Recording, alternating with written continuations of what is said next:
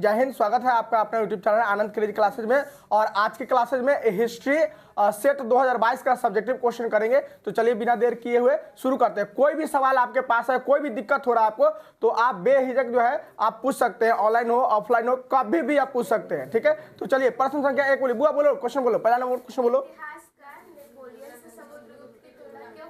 चलिए, इतिहासकार ऐसा मानते हैं कि जो नेपोलियन था वह समुद्रगुप्त के बराबर था और समुद्रगुप्त जो था वो नेपोलियन के बराबर था।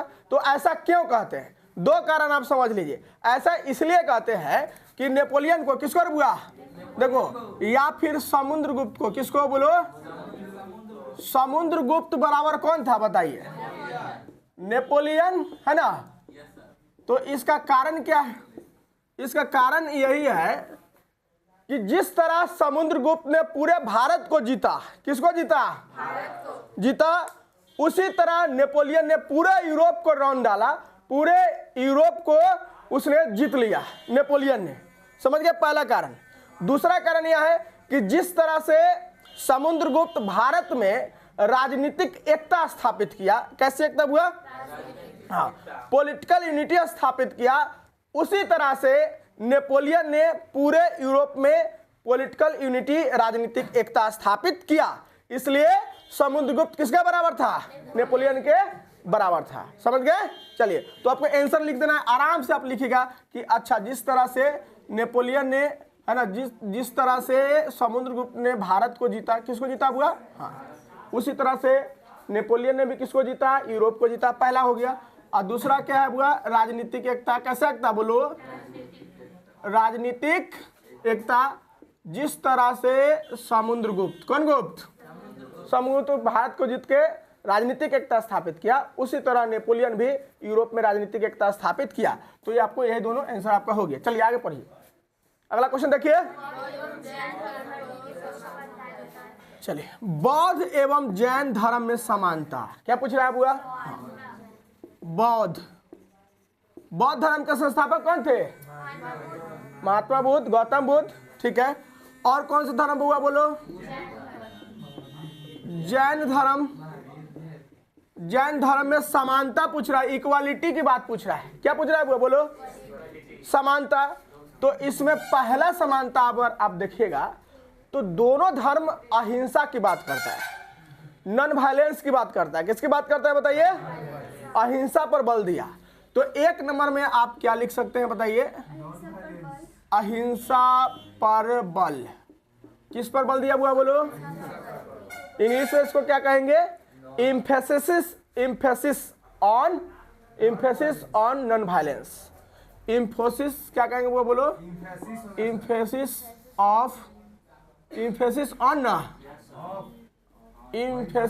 On non violence. क्या देंगे बुआ? वायलेंस। इसको देख लीजिए आप, है ना, वायलेंस। ये हो गया। दूसरा नंबर कहता है कि दोनों ही पुनर्जन्म के सिद्धांत में विश्वास रखते थे। किसमें हुआ? पुनर्जन्म का सिद्धांत। किसका सिद्धांत हुआ? दोनों ही धर्म ऐसा है जो पुनर्जन्म के सिद्धांत में, किसके सिद्धांत में हुआ? इंग्लिश में इसको क्या कहेंगे बोलो? नहीं, थ्योरी ऑफ, क्या कहेंगे? Theory of reincarnation. क्या बोलेंगे बुआ बोलो? Theory of reincarnation. बात समझ गए ना बुआ?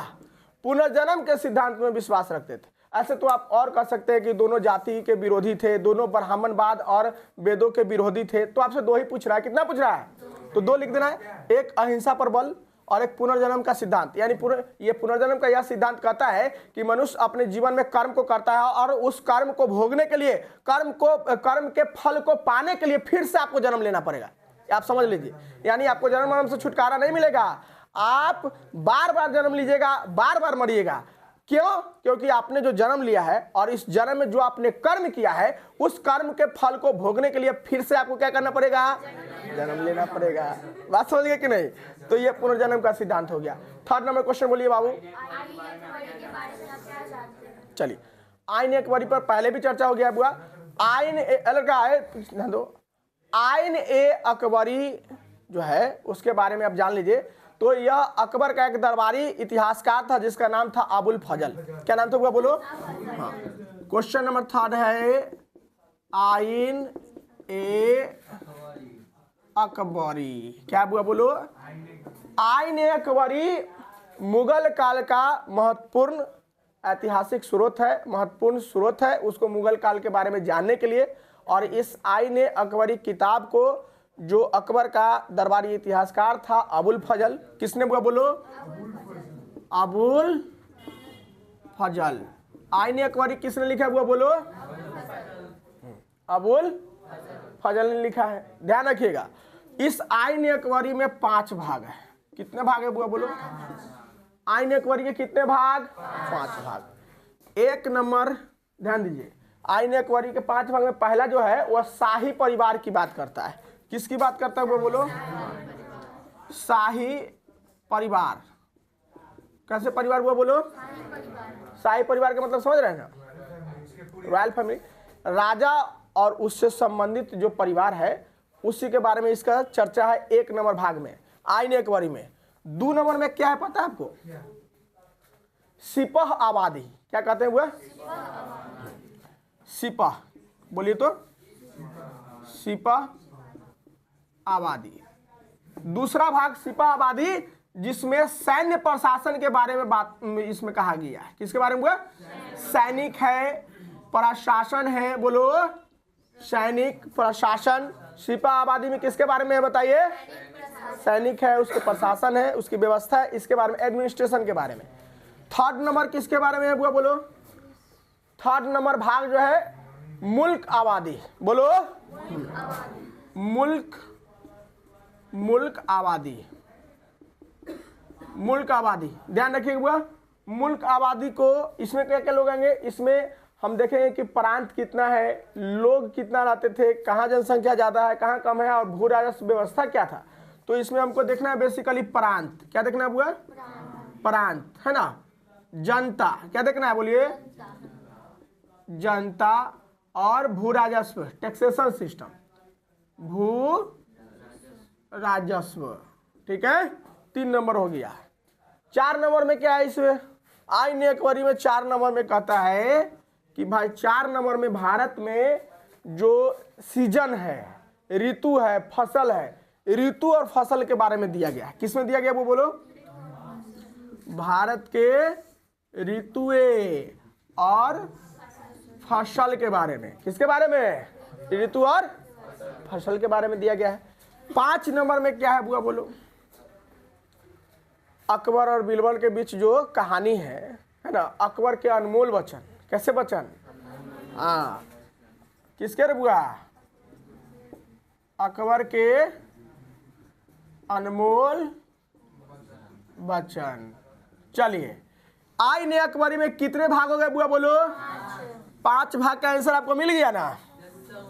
चलिए अगला क्वेश्चन पढ़े तो बुआ। नेक्स्ट क्वेश्चन, झूम खेती। कैसा खेती बोलो? झूम खेती आपको पहले भी पढ़ाया गया है ना? क्या है नंबर? 4 नंबर क्वेश्चन है। चलिए, झूम खेती क्या होता है? झूम खेती को स्थानांतरण कृषि भी कहते हैं। झूम खेती को आदि निर्वाह दहन कृषि भी कहते हैं। स्थानांतरण कृषि, झूम खेती, दहन कृषि, किसी भी तरह से आप नाम बोल सकते हैं।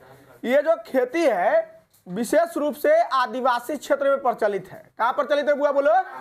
आदिवासी क्षेत्र में, जिसमें जो आदिवासी वनवासी जो लोग होते हैं पहले फॉरेस्ट को, जंगल को काट देते हैं, फिर उसको जला देते हैं, उसका राख बना देते हैं और उस पर बीज छींट के खेती कर लेते हैं।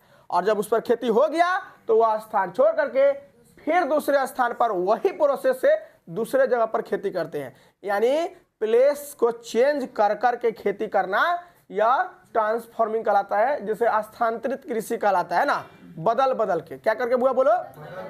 हाँ, स्थान बदल बदल के खेती करना स्थानांतरण कृषि कहलाता है। चलिए अगला सवाल बोलिए।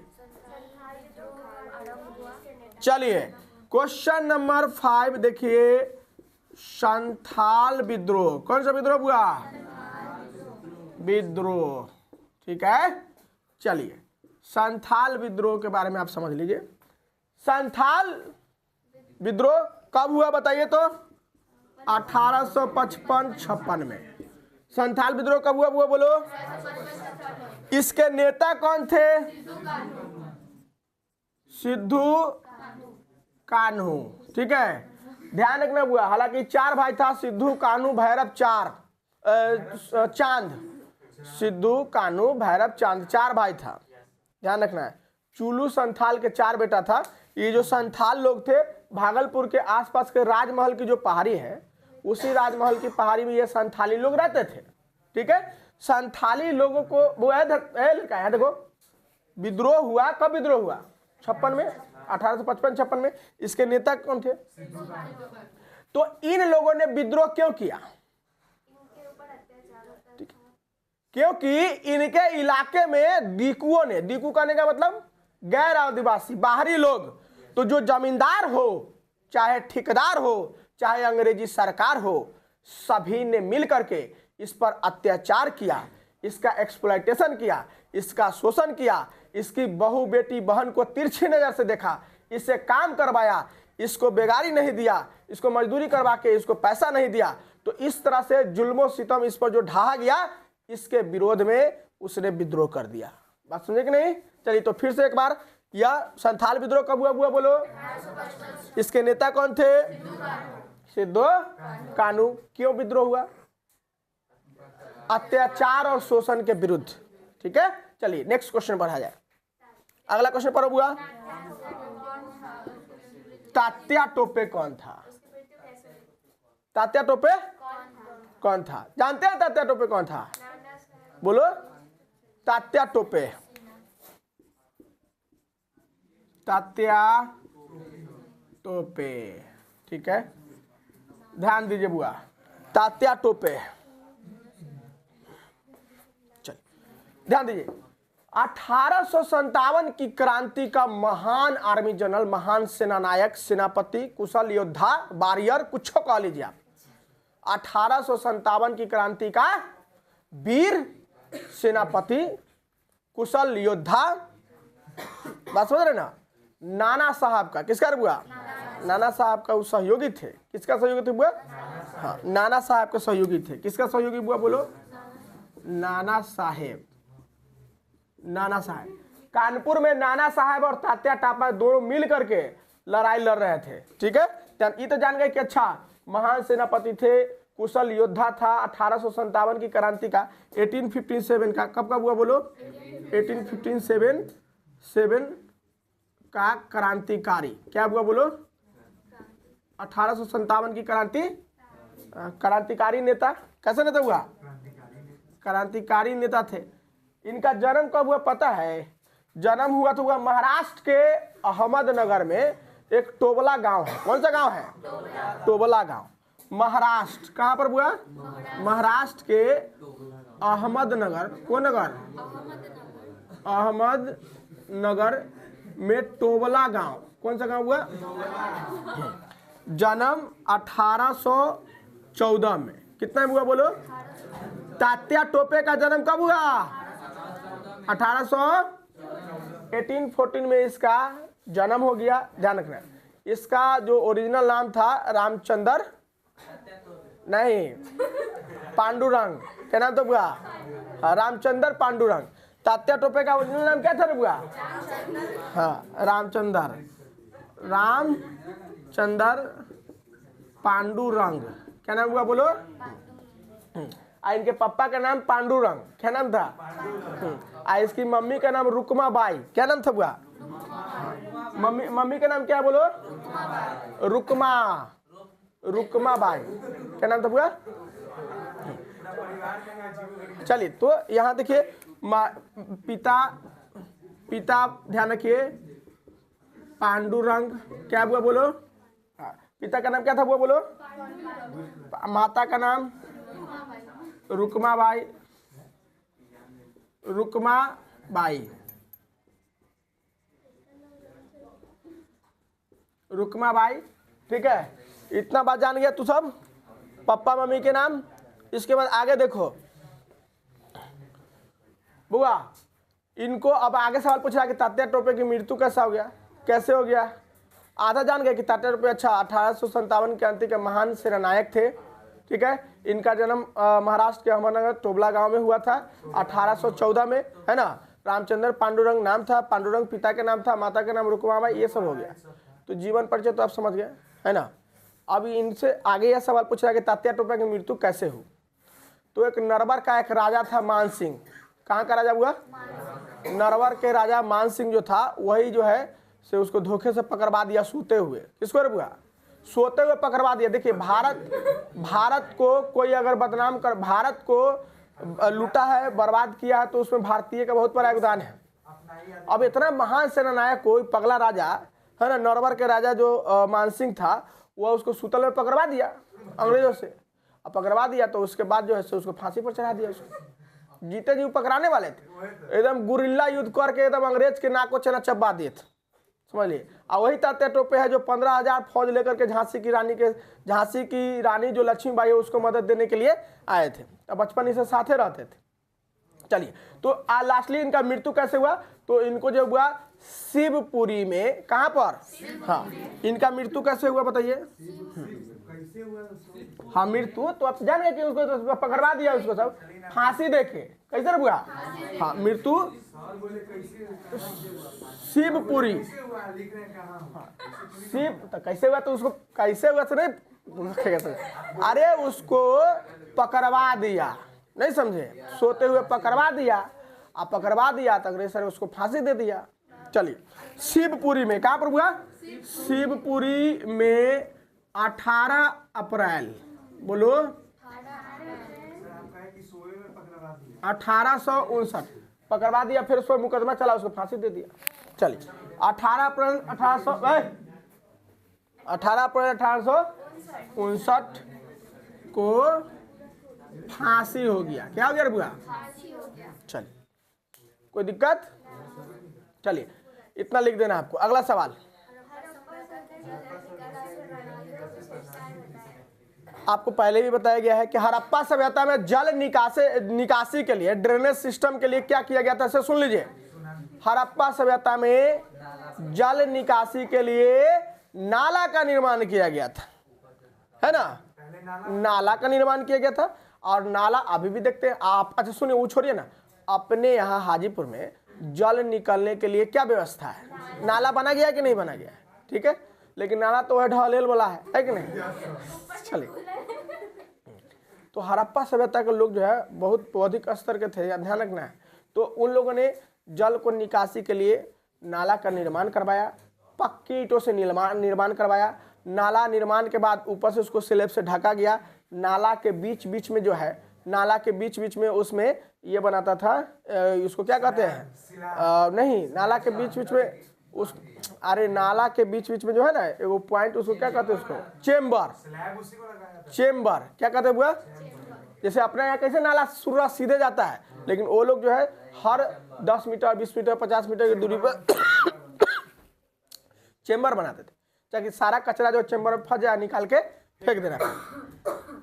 घर से निकलने वाले जो छोटी छोटी नाला था वो बड़ा नाला से अटैच हो जाता था। क्या होता था वो, बात समझे ना, इस तरह से। और नाला जो बना होता था ग्रिड सिस्टम पर बना होता था, उसको हम लोग कहते हैं नेटवर्क पद्धति के आधार पर कह सकते हैं आप, ग्रिड पद्धति, नेटवर्किंग सिस्टम, यानी प्रत्येक शहर का नाला एक नाला दूसरे नाला से जुड़ा होता था।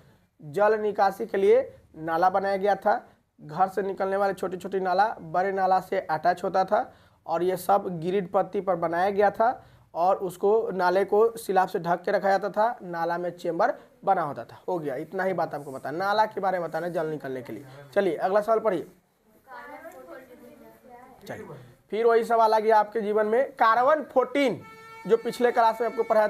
ध्यान दीजिए, कार्बन 14 क्या है, तो जीवाश्मों के तिथि निर्धारण की वैज्ञानिक विधि है। Scientific method of date determinant of fossils, जीवाश्मों के तिथि निर्धारण की वैज्ञानिक विधि। धरती के अंदर से जो चीज निकलता है उसमें दो तरह का रहता है बुआ, जिसको हम लोग एक तो देखते हैं कि कार्बनिक रहता है, एक अकार्बनिक रहता है।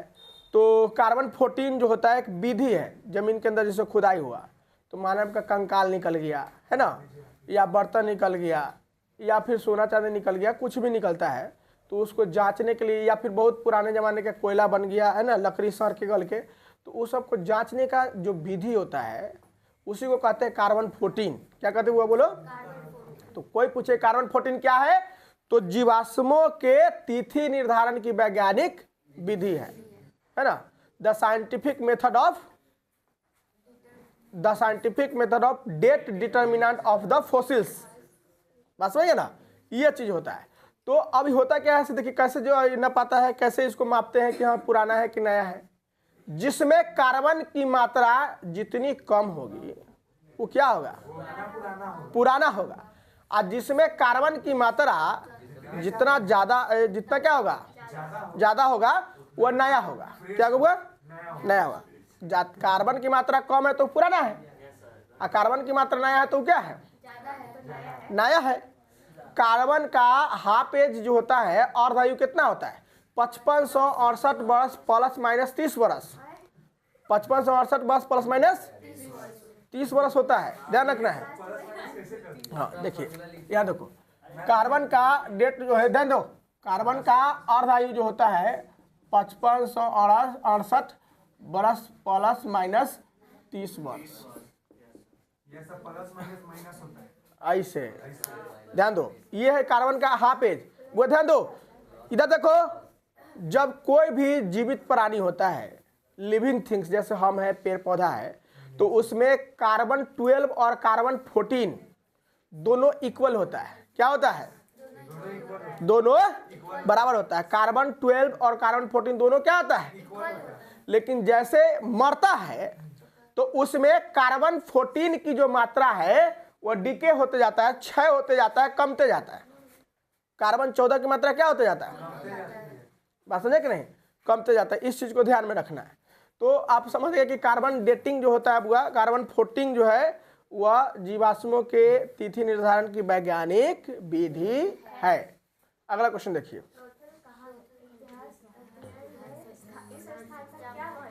कितना नंबर क्वेश्चन चला है बुआ, 9 नंबर।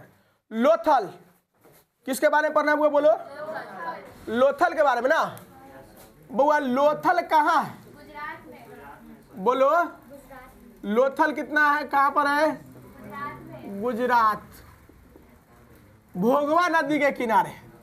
कहाँ पर, लोथल कहाँ है बुआ, बोलो, भोगवा नदी है ना। लोथल कहाँ पर है, किनारे है। लोथल का इतिहास में क्या महत्व है, लोथल का इतिहास में यह महत्व है कि लोथल एक व्यापारिक नगर था। कैसा नगर था, और वह विशेष रूप से बंदरगाह के लिए प्रसिद्ध था। किसके लिए, बंदरगाह समझते हैं ना बुआ, हार्बर, बंदरगाह के लिए। लोथल किसके लिए प्रसिद्ध था बुआ, बोलो, बंदरगाह। बंदरगाह समझते हैं ना बुआ, जहाँ शिप जो है, जहाज वहाज लगता है, उसका रिपेयरिंग होता है, उसको हम लोग कहते हैं। तो प्राचीन काल में लोथल जो भगवा नदी किनारे गुजरात में है, वहाँ पर बंदरगाह था। क्या था बुआ, हार्बर। ठीक है, आगे पढ़िए, जहाँ वस्तु उतरेगा, चढ़ेगा, रिपेयरिंग होगा जहाज का। आगे पढ़िए, अगला सवाल पढ़िए। 7 आश्चर्य के नाम, कितने आश्चर्य बुआ, चलिए, वर्ल्ड का 7 वंडर थिंग्स जो है उसका नाम बताना है आपको। ठीक है, तो आप लोग बताइएगा साथ साथ कि हम ही को बताना होगा। सबसे पहले भारत से शुरू करते हैं। ताजमहल जो कहाँ है, भारत में, बस भारत के पड़ोसी चाइना, ठीक है, ग्रेट वॉल ऑफ चाइना, चीन की महान दीवार जो है, 2 हो गया ना, क्या हो गया रे बुआ, ताजमहल 1 हो गया, दूसरा हो गया चीन का दीवार, तीसरा हो गया माचू पिच्चू कहाँ है, पेरू में। ठीक है, एक स्ट्रक्चर है घर का, हाँ पेरू में, माचू पिच्चू है ना, पेरू में। कोलोसियम, कोलोसियम कहाँ है बताइए, इटली में, जो एक सर्कस हाउस था, याद है ना, हाँ सर्कस हाउस, कोलोसियम। क्या हो गया, 4 गो। पेट्रा, पेट्रा जॉर्डन में है, कहाँ पर है, हाँ पेट्रा हो गया जॉर्डन में। क्राइस्ट द रिडीमर की प्रतिमा ब्राजील में है। कहाँ पर है? आएगो चिचेन इट्जा, हाँ चिचेन इट्जा जो चलिए चिकन इट्जा नहीं रे भाई, चिचेन इट्जा जो मैक्सिको में है। कहाँ पर है बुआ? तो आपको मम्मी जो है वो मिस्र में है, इजिप्ट में है, इजिप्ट में है, ठीक है ना। तो ये आपका हो गया 7 गो हो गया है ना, 10 क्वेश्चन हो गए। तो 10 क्वेश्चन पर फिर हम अगले वीडियो में लेके आएंगे, क्योंकि लंबा वीडियो हो जाने के बाद जो है अपलोड करने में काफ़ी दिक्कत होता है। तो जय हिंद। आपको अगर अच्छा लगे तो आप लाइक कर दीजिए, सब्सक्राइब कर दीजिएगा। कहीं से भी आपको क्वेश्चन पूछना है तो आप पूछ सकते हैं, इसके लिए आपको स्वतंत्रता है। जय हिंद।